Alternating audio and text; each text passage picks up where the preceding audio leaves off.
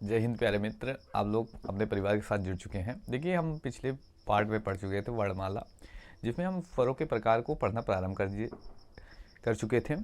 याद रखिएगा मित्र, आप उत्तर प्रदेश से हैं, किसी एग्जाम की तैयारी कर रहे हैं तो ज़रूर इस चैनल को सब्सक्राइब करिए, क्योंकि यहाँ पर हिंदी से रिलेटेड सारे डाउट आपको क्लियर किए जाएंगे और इतिहास भी पढ़ाया जा रहा है। और इसी क्रम में सारे क्लासेस आपकी अच्छे से चलती रहेंगी और एक क्रम में होंगी सारी क्लासेस। देखिए, आज जो हमने पढ़ा था पिछले वीडियो में वर्णमाला टॉपिक में हमने कुछ टॉपिक कवर किए थे। अगर आपने उस वीडियो को नहीं देखा तो उसको देख लीजिए, तो जिससे एक क्रम बनेगा, आपको समझने में भी आसानी होगी और हमें पढ़ाने में भी मज़ा आएगा। इसलिए आप पहले उस वीडियो को ज़रूर देख लीजिए, तो आपको बहुत मज़ा आएगा यहाँ पर पढ़ने में और एक क्रम बनेगा। इस क्रम की वजह से क्या होगा, आपको बहुत चीज़ें बहुत आसानी से समझ में आएंगी। और ख़ासकर यूपी पुलिस की तैयारी कर रहे हैं, यूपी लेखपाल की तैयारी कर रहे हैं, तो आप इस चैनल को ज़रूर सब्सक्राइब करिए। और अदर एग्जाम की तैयारी कर रहे हैं तो आप स्किप कर दीजिए, कोई दिक्कत नहीं है। लेकिन अगर यूपी के किसी एग्ज़ाम की भी तैयारी कर रहे हैं, या लेखपाल, या हम कह सकते हैं यूपी पेट जो होता है उसकी तैयारी कर रहे हैं, तो किसी की तैयारी कर रहे हैं तो ज़रूर यहाँ से जुड़िए। हिंदी और कई टॉपिक यहाँ पे कवर होते चलेंगे, जीके जीएस के पार्ट के, और एक क्रम से होंगे जो आपको किसी यूट्यूब चैनल में नहीं मिलेंगे, एक क्रम से। ठीक है, तो आइए अपने टॉपिक पर आते हैं। जो आज हमारी क्लास होगी वर्णमाला टॉपिक से। हमने एक पार्ट में कवर कर रखा है, तो ये कौन सा पार्ट होगा, ये पार्ट दूसरा होगा। ये कौन सा पार्ट 2 होगा वर्णमाला क्लास की। देखिए, हमने पिछले वीडियो में काफ़ी हद तक कवर कर रखा है, अब उसके आगे पढ़ना प्रारंभ करते हैं। देखिए, आज हम पढ़ेंगे जीव या जिह्वा कह सकते हैं, किस आधार पर, जीव या जिह्वा के आधार पर स्वरों के भेद, आधार पर स्वरों के भेद।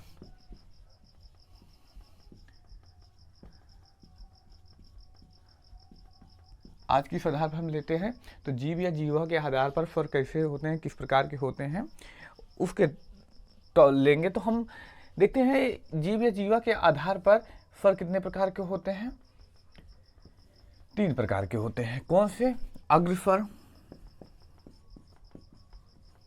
मध्य स्वर और पश्च स्वर। देखिए कौन कौन से होते हैं, अग्र स्वर, मध्य स्वर और पश्च स्वर।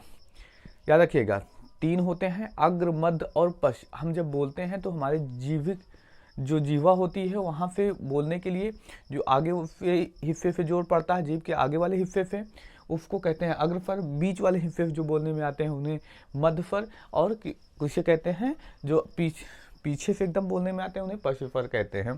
देखिए, हम इसको याद कैसे करेंगे, याद करने के लिए कौन कौन से स्वर आते हैं, तो याद रखिएगा ऋषि देखिए, ऋषि क्या होता है, ऋषि व्यंजन के जैसे व्यवहार करता है, तो ऋषि को व्यंजन में, लेकिन व्यंजन के जैसे व्यवहार करता है, इसलिए हम स्वर को जब काउंट करते हैं, बांटते हैं भागों में, तो ऋषि को कहीं ना कहीं छोड़ देते हैं, ऋषि इतना मायने नहीं रखता। तो आइए चर्चा करते हैं। देखिए, जो मध्य स्वर आता है, मध्य स्वर में मात्र एक आता है, छोटा आ।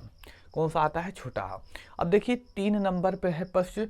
इस आ को छोड़कर जितने भी 3 के जैसे आकृति बनने वाले स्वर होते हैं सब इसी में आ जाते हैं। कौन कौन से बनते हैं, आ, ई नहीं बनता, ऋषि नहीं बनता, उ, ओ, औ। इतने किस में आते हैं, पश्च स्वर में। और कौन कौन से, ई, बड़ी ई, ए और ए। देखिए, ऋषि को तो नहीं काउंट किया जाता, लेकिन अगर ऋषि के संदर्भ में पूछ लिया जाता है, बहुत रेयर चांस है पूछने का कि ऋषि के संदर्भ में पूछेगा। अगर ऋषि के संदर्भ में पूछा जाता है तो ऋषि को हम अग्रस्वर में ही रखते हैं, क्योंकि ऋषि को भी बोलने पर जीवा के आगे हिस्से पर जोर पड़ता है, इसलिए इसको हम अग्रस्वर की श्रेणी में रखते हैं। अब इसको याद करने की ट्रिक क्या है, हम एक स्वर याद करेंगे, बीच में क्या होता है, मध्य स्वर। मध्य स्वर कौन सा होता है, छोटा हा। बाकी 3 नंबर पर 3 के जैसे आकृति बनने वाले देखेंगे, जितने भी वर्ण हैं किस में रखे जाते हैं, पश्च स्वर में रखे जाते हैं। बाकी जो बचते हैं शेष किस में रखे जाएंगे अग्रस्वर में। अगर आप लोगों को यह कंटेंट समझ में आ रहा है तो अपने मित्र भाई बहन में शेयर कीजिए, खास कर उन लोगों को जो यूपी पुलिस की तैयारी कर रहे हैं, क्योंकि आने वाले समय में यूपी की वैकेंसियाँ आने वाली हैं। प्यारे मित्र, अगर आपको समझ में आ रहा है तो चैनल को सब्सक्राइब जरूर करिएगा। हिंदी आपको पूरी डिटेल में यहाँ पर मिलेगी और एक क्रम में सारे टॉपिक मिलेंगे, जिससे आपको पढ़ने में भी आसानी होगी। आप और कहीं से ऑप्शनल टाइप जो क्वेश्चन हो सकते हैं वहाँ पे सॉल्व कीजिएगा, यहाँ पे पढ़ के जाइए तब, जिससे आपको बहुत ही मदद मिलने वाली है। आगे बात करते हैं, इसके आगे हम अगला आधार लेते हैं मुख खुलने के आधार पर स्वरों के भेद। कौन सा आधार लेते हैं? मुख खुलने के आधार पर स्वरों के भेद या वर्गीकरण कह सकते हैं। मुख खुलने के आधार पर स्वरों का वर्गीकरण। देखिए प्यारे मित्र, अगर आपको समझ में आ रहा है तो जरूर बताइए, कमेंट करके बताइए हमें समझ में आ रहा है। आप हम कमेंट के आपके कमेंट का जवाब हम जरूर देंगे इसलिए आप बताइएगा जरूर हमें। देखिए जब हम बोलते हैं तो हमारा मुख कितना खुलता है, कितना बंद रहता है, इस आधार पर जो है स्वरों के भेद होते हैं। तो इस आधार पर कितने भेद होते हैं? तो इस आधार पर 4 भेद होते हैं। उन चारों भेदों की हम चर्चा करें तो पहले भेद को कहा जाता है समृद्ध स्वर। समृद्ध स्वर पहला भेद कौन सा होता है? समृद्ध स्वर। दूसरा कौन होता है? अर्ध समृद्ध स्वर। और तीसरा आधार कौन होता है? विपरीत स्वर।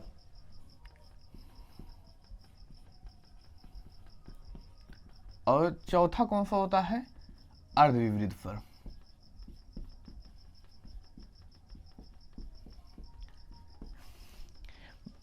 प्यारे मित्र, अगर आपको समझ में आ रहा तो जरूर बताइएगा, याद रखिएगा, क्योंकि इससे कंटेंट लाने में काफ़ी मेहनत पड़ती है। तो आप लोग हमारी मेहनत को सफल बनाइए और बताइएगा जरूर। अगर आप लोगों को अच्छा लगता है तो चैनल को सब्सक्राइब भी करके रखिएगा। समृद्ध स्वर देखिए, और कौन सा है? अर्ध समृद्ध स्वर, विपरीत स्वर और अर्धविपरीत स्वर। देखिए बात करते हैं समृद्ध स्वर। समृद्ध स्वर में कौन कौन से आते हैं? अगर आपको याद कर रखना है तो समृद्ध से याद रखिएगा सुई। समृद्ध से क्या याद रखेंगे हम? सुई। समृद्ध से क्या याद रखेंगे? सुई। अब देखिए सा में कौन कौन से आता है? ऊ की मात्रा ही, यानी ऊ और छोटा ऊ और बड़ा ऊ आ जाएगा। और ई आया तो छोटी ई और बड़ी ई।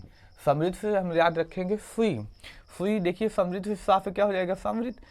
ऊ की मात्रा छोटा ऊ बड़ा ऊ, ई बची है तो ई इसमें आ जाएगी। और अर्ध समृद्ध कौन से आता है? ओ और ऐ। इसमें कौन सा आता है? आ। और कौन से बचते हैं प्यारे मित्र?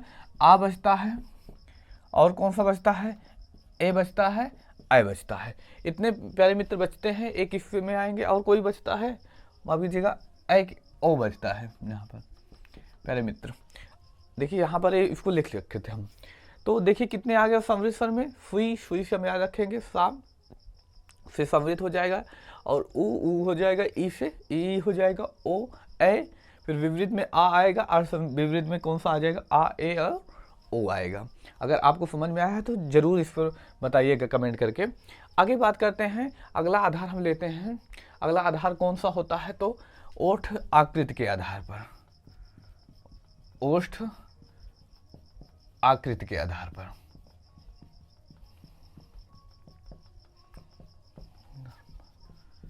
स्वरों के भेद। देखिए मित्र, ओठ आकृति ये क्या होता है? जब हम बोलते हैं तो हमारा मुख कैसे बनता है, किस जैसे वृत्त बनता है? एक आवृत्त मुखी होता है। पहला कौन सा होता है? वृत्त मुखी।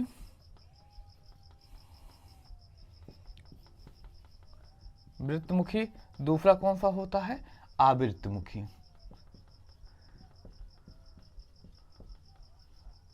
दो प्रकार के होते हैं, वृत्तमुखी, आवृत्तमुखी। ऐसे वर्ड जिनको हम बोलते हैं तो हमारा मुख क्या होता है? वृत्त के जैसे बनता है, उनको हम क्या कहते हैं? वृत्तमुखी। और जिनका मुख वृत्त के जैसे नहीं बनता, यानी गोलाकार नहीं बनता, उन्हें हम आवृत्तमुखी कहते हैं। देखिए वृत्तमुखी में कौन सा आते हैं? ऊ। देखिए यहाँ पर बोल रहे हैं गोलाकार बना, ऊ ओ आओ। कौन 4 आते हैं? ओ ऊ ओ आओ। और बाकी जितने भी बचते हैं किस में आ जाएंगे, आवृत्तमुखी में आ जाएंगे। कौन कौन से बचते हैं, देखिए आ नहीं बना वृत्त के जैसे, आ, ई, ए, इतने आ जाएंगे किस में, आवृत्तमुखी में। आगे बात करते हैं, एक और आधार बचता है जाति के आधार पर स्वरों का वर्गीकरण।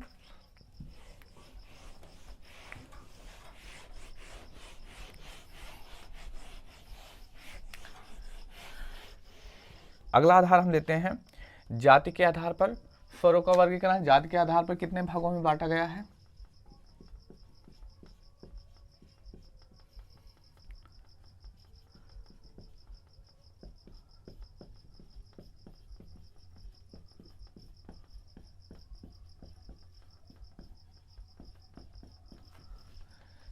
जाति के आधार पर हम पढ़ते हैं स्वरों का वर्गीकरण। कितने प्रकार के होते हैं, तो ये 2 प्रकार के होते हैं। याद रखिएगा प्यारे मित्र, 2 प्रकार के कौन से, सजातीय और विजातीय।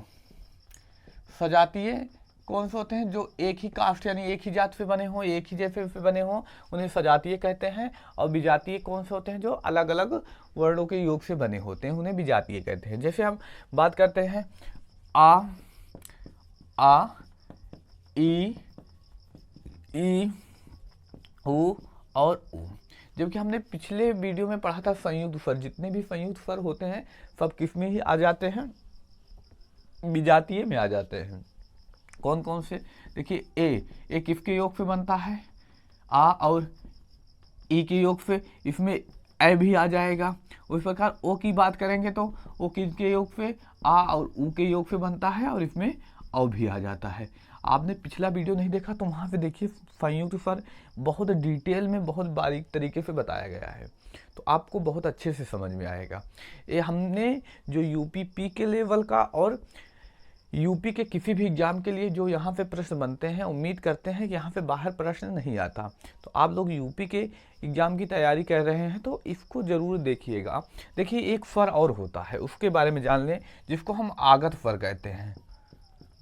आगत स्वर, आगत स्वर कौन सा होता है, देखिए ये आगत स्वर होता है। इसका प्रयोग आजकल हिंदी भाषा में काफ़ी होने लगा है, इस वजह से यह प्रश्न भी पूछ जाता है आगत स्वर किसे कहते हैं। इसका प्रयोग हम जैसे देखते हैं काफ़ी,